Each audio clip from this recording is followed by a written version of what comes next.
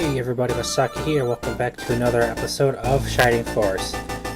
As you recall, in the last couple episodes, we finally finished off the fight, making our way down here to the entrance to Demon Castle, where we will be fighting Misheala.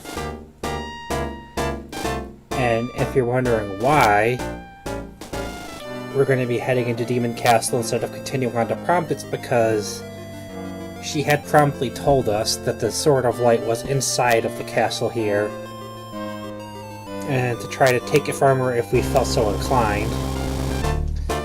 So we had to go through a rather lengthy fight because we had to wander through quite a bit of terrain, more so than enemies, to get to it. And now here we are, and if you're wondering why our party isn't down here with us, sitting in the background, that's because after the fight, off screen, I went back to town to save and move items around and replenish items from those that I had potentially used to heal party members with before I quit after I stopped recording. So this fight here in a second, we're going to head into the castle here. And there are actually 7 chests inside of this fight that you'll want to go after if you're going to grab everything available to you. And I do recommend that you grab all 7 of these chests during the fight to avoid having to shuffle through your leader's items every time he gets filled up. And I was just checking, and I do actually have more than enough room to do that without having to worry about having room amongst all the party members that are actively in the battle party. So with that said, let's walk in here and initiate the fight. Well, here's the little hero coming for my Sword of Light. Take it if you dare. You'll never leave my castle, you pitiful fools. This is as close as you'll ever come to the Sword of Light. Hero, take great care. Misheala is a powerful wizardess, a dangerous foe.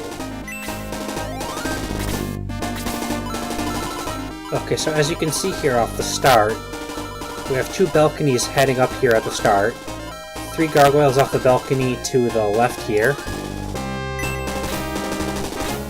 and 3 bowmasters to the right here coming up the balcony. So you want to be careful going up the stairs here because you want to avoid getting too close to the right side of the stairs here, so you can avoid having these bowmasters get you within range of their attacks to shoot you and start damaging you too soon.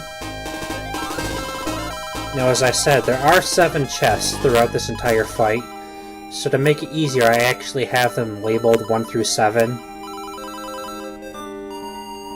to list off as I go through where they are and what's in them. So this is the first chest here. So this is chest 1.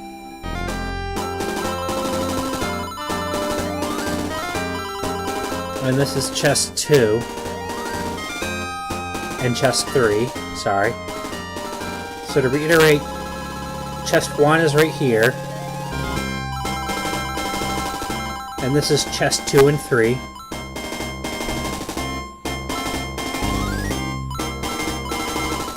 That's chest 4.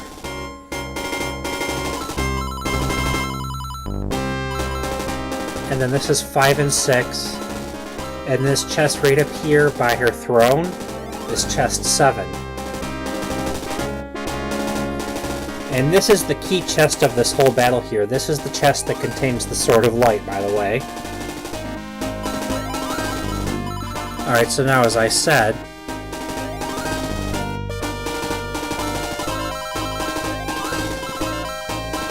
so chest 1 right here contains a power potion. Chest 2 has an evil ring, which is a cursed item. Chest 3 has a healing seed. Chest 4 has a black ring, which is also another cursed item. Chest 5 is a shower of cure. And chest 6 is the white ring. Now, cursed items are something we have not come across before now. And essentially what happens is, when you equip someone with a cursed item... let me scroll down a little bit of my notes here for a second. There's also cursed weapons as well, by the way, guys. So you have cursed rings and cursed weapons. Essentially, you come across more cursed weapons than you do cursed rings. As there's just like these 2 rings that are cursed, and aside from that, there's a ton of weapons across the different characters and weapon types that are cursed. And the name of any of these weapons and rings and items that are cursed will instantly tell you if they're cursed or not. For instance, the cursed rings are the evil ring and the black ring. If that doesn't tell you that they're potentially evil or cursed, then I don't know what will. So what happens is, if it is cursed, when you equip it, you'll hear a wicked sound effect, and you'll get a message telling you that the character has been cursed. And the status on the character's status screen is represented by a skull icon. And basically what the curse status means is after every turn that they take, they'll suffer 2 damage. Now I don't remember if that's every turn regardless whether they attack or not, but I know for certain, every turn they attack, they take 2 damage. And that might just be it. Every time they attack, they might take 2 damage from the curse. But the only way to remove a curse is to go to a priest and have the priest remove the curse from them.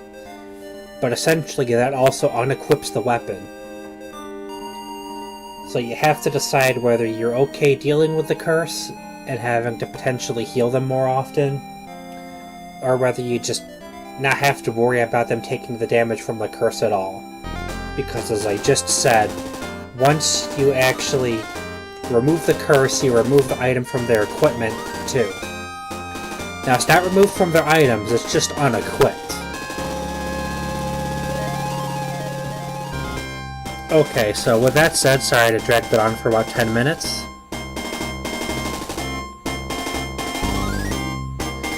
And it actually will cost 20 gold to remove a cursed item from a character using it.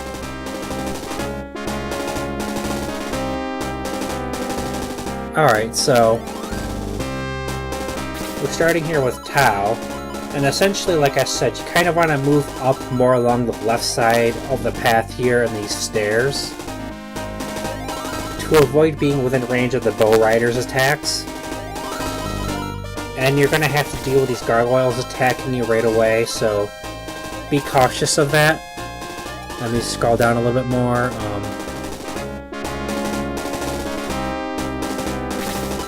Because the bow riders, they're going to actually line up along this side of the balcony right here. 2 of them will, at least. And although Misheala's right here with these 2 Durahan, they're going to make their way back around here every turn, up until Misheala, I should say, sorry, is standing right here, with the 2 Durahan standing right here in front of her. And these 3 Belial right here are just going to constantly change positions in this triangle formation around the little platform here where Misheala's throne is sitting. And these 4 mages and the High Priest, they're going to make a little blockade right here for you after Misheala goes by, with 3 mages right here, and then the 4th mage and the priest sitting behind them right here in some sort of formation. So you have 3 of them across the way right there blocking you. Then the last 4th mage and the priest are going to be sitting in back behind everyone. So you want to take them out quickly so you don't have the priest sitting there healing everyone and dragging your time on for you. But basically what I'm going to do is I'm going to send someone up right away at the start here to grab this first chest, move everyone else up, take out the gargoyles and the bull riders, and then once we get everyone up here past the stairs, then I will move someone over here to the left and grab chests 2 and 3. And then after they grab 2 and 3, I'll send someone else up to grab chest 4, because at the most I only have 2 spaces on one character. Alright, so I'm going to move Tao right there. Move Lao right there next to her. The leader, we're only going to move you up a space 2. You go right there. Xylo, you can move up a couple more spaces than they are. And as you can see right there, the mages were already starting to move a little bit into a blockade formation. Misheala already moved all the way over there to the right. Alright, Gort, you move up there next to Xylo. Alright, Ernest, I will probably send over to the left there, because he is the paladin on the farthest. He's the paladin all the way on the right side of the map there. And he actually does have 2 spots, so I will send him to grab that item and then send him to grab another item as well. Alright, May, you go right there next to Ken. Although I could have put her right up in front of Ken to free that spot up for someone else. At Balroy, we're going to move you all the way up and attack this gargoyle. So Balroy attacks, and he does 11 points of damage. Got 14 experience.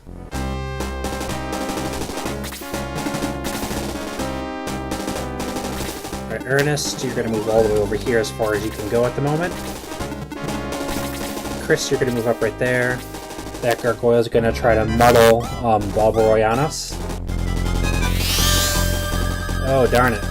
Alright, so he succeeded in muddling Balroy there, so we lost control of him for a turn or 2. Muddle isn't as bad in this game, but it's still just like when they get put to sleep or anything, where we lose any benefit of having them for a couple turns. So though he was muddled, another gargoyle went up and attacked him for 3 damage, and the third gargoyle is going to attack him as well. So the third gargoyle attacks, and Balroy evades his attack, thankfully. Alright, so there goes the second Durahan moving along with Misheala there, and her other Durahan guard. And there's our Master Mage blockade right there, my bad. 3 of them right there, and then the last one's right there all the way to the right, with the High Priest in the middle of everything back behind them. Alright, I'm gonna move you up right there, as you're still safe from the Bow Riders. Misheala just moved up again. I'm gonna move Henri right there. Alright, Xylo, you go right there. We'll move the leader right there. May, we'll move you up to there. And as you can see, these bow riders are actually out of luck because I'm avoiding being within range. I have to be like right here or here for them to hit me when it comes to moving up the stairs here. So though I do risk the chance of being muddled and hit very lightly, I avoid getting hit by them. I avoid taking much damage otherwise from the bow riders, who are a much newer enemy with a weapon that we don't even have access to ourselves yet for archers. So they would be doing a lot of damage if they could hit us. And as you can see, the 3 gargoyles just kind of all switch positions with each other one. Alright, so Balroy is out of muddle. Okay, no he isn't. He attacked, but the gargoyle quickly evaded. So now this gargoyle is going to move down and attack the leader on us. Hits him for 1 point of damage and put him to sleep, so now we actually lost use of our leader for a turn or 2. And of course the second one is going to move over and attack the leader as well. And he suffers another 1 point of damage. And of course you're all going to surround the leader on me. Third one attacks him. puts a third point of damage on him, and he puts sleep back on him again.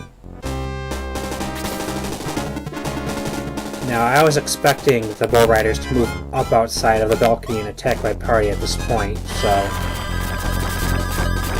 I'm not too surprised by that, but I was not expecting that. Crap. That really affects things. Damn it. Sorry for the language there.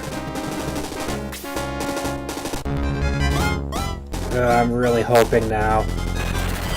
Alright, so they hit Xylo for 9 damage there.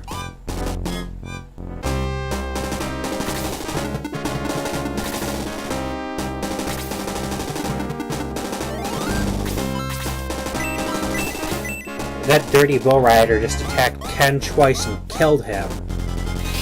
Alright, so I'm attacking these two Bull Riders with Blaze level 3, hit the first one for 13 damage, and the second one for 13 damage, and she got 14 experience. Level increased to 9, speed increased by 1, hit points increased by 1, magic points increased by 5. Alright, so yeah, as I was saying, that first Bull Rider moved up and hit Ken twice, killing him, and Ken actually had two free spots on him for items, and because your paladins and horsemen actually have some of the biggest move range, he was one of the people I was going to send over to the left here and grab these 3 items. So now I'm going to need to send like 3 people over, because he was going to get 2 of those 3 items for me, and I was going to probably send May over to get the 3rd. So not only does Ken miss out on a lot of the experience now, he also misses out on getting those items, and I have to take time for someone else to get them now, so... Oh darn, that was right. Alright, we're going to have Honorary cast Freeze level 2. And she hits him for a deadly attack of 15 points. And he got 13 experience.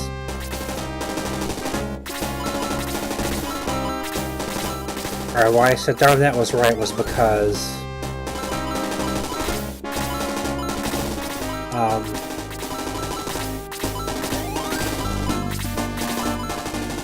I moved May right here thinking that she could attack the Bull Rider from there, but I forgot that everyone essentially has lances right now, so they have to be right in front of them to do that. Alright, sure, we'll have Lau attack the Gargoyle. Attacks the Gargoyle, hitting it for 20 points of damage, defeating it. Got 37 experience and 440 coins. Level increased to 7, attack increased by 1, defense increased by 3. Speed increased by 2, hit points increased by 5, magic points increased by 1, slow became level 2. If you're wondering why he does so much damage essentially at the moment, that's because Lau has the holy staff. Alright, Gord attacks the Bull Rider, does 30 points of damage, defeating him. Got 7 experience and 900 coins.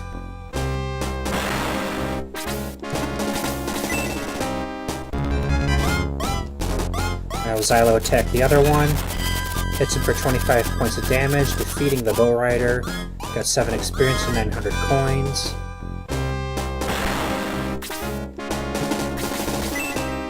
Alright, you move down here, Luke, and attack this one. Hits the Gargoyle for 27 points of damage, defeating him. Got 8 experience and 440 coins.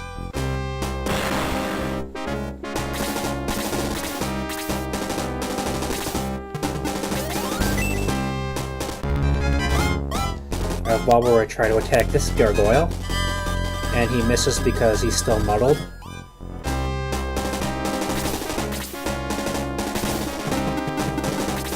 I think I'll keep this video going until we take out this last Bull Rider here and Gargoyle.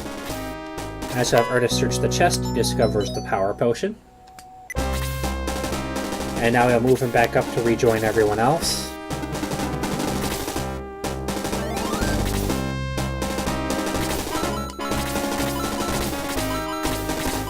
Alright, just moving through, checking everyone to see who could use a heal.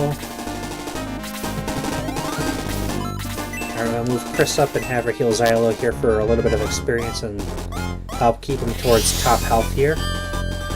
Heals him for 9 points of damage. Restoring them all the way. And gets 10 experience. And the gargoyle attacks the leader. And he suffered 1 point of damage, and thank God he didn't get put back to sleep again. And now the first Durham moves again, and that... Surprisingly, that Ball Rider does not move out to attack me. Now the reason why this Durham moved here instead of moving to the other side of Misheala here again was because now, like I said, she's going to be moving back here to the throne right there. And then these two are going to move back there with her, just standing on these two parts of the rug in front of her.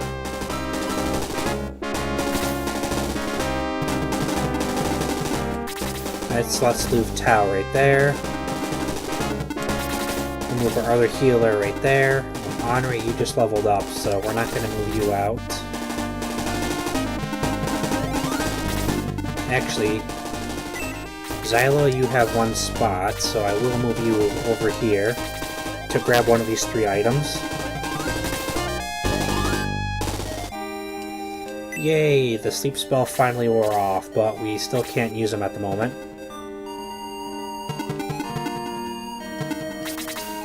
Alright, I know that puts Gort in range of the Bow Rider's attack, but he should have enough defense and HP to withstand a hit from him once.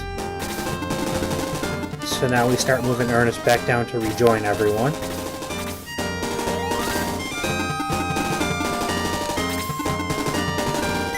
Now let me check you. You only have 1 spot. Gort was the one that had 2 spots left, so... We'll probably be sending Gort up to grab the 2 chests on the right side over there.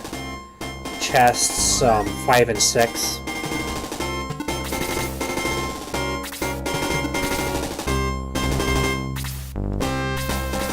Alright, Bulbara, you try to hit the gargoyle again here. You probably still won't hit them because you're still not... Oh, very good. You hit the gargoyle for 10 points of damage and got 13 experience while still muddled. And now the spell ends and he can now hit... She clearly again to hit everyone. And of course the gargoyle attacks earlier again.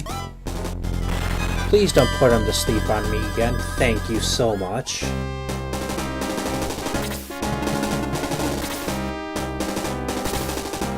Alright, like I said, I was expecting that. But Gort should be okay. Yep, suffered 4 points of damage.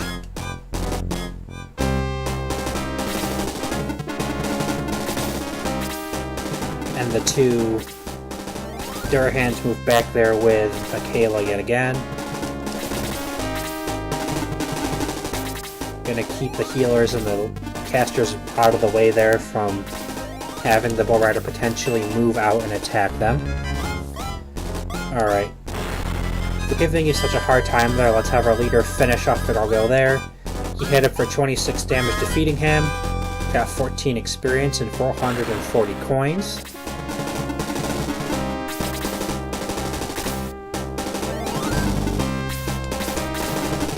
Alright, Tao, what is your level? 9? Okay.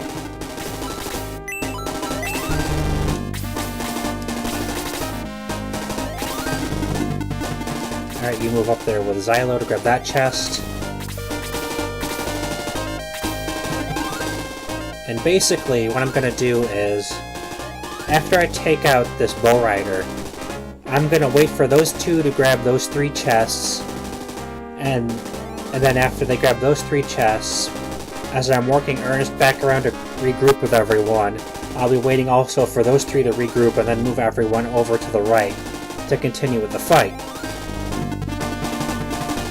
But I'm going to start moving everyone over to start taking out these mages that are blocking our path, so...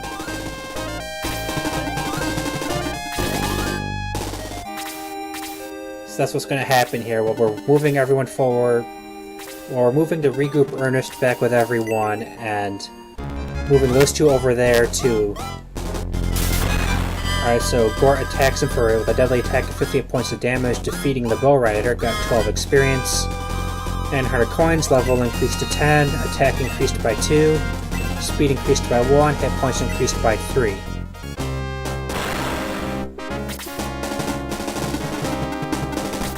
Alright, so as I was saying, while we're moving those two, we're going to be moving those 3 people over there to grab those 3 chests and regrouping Ernest back up with everyone, and then waiting for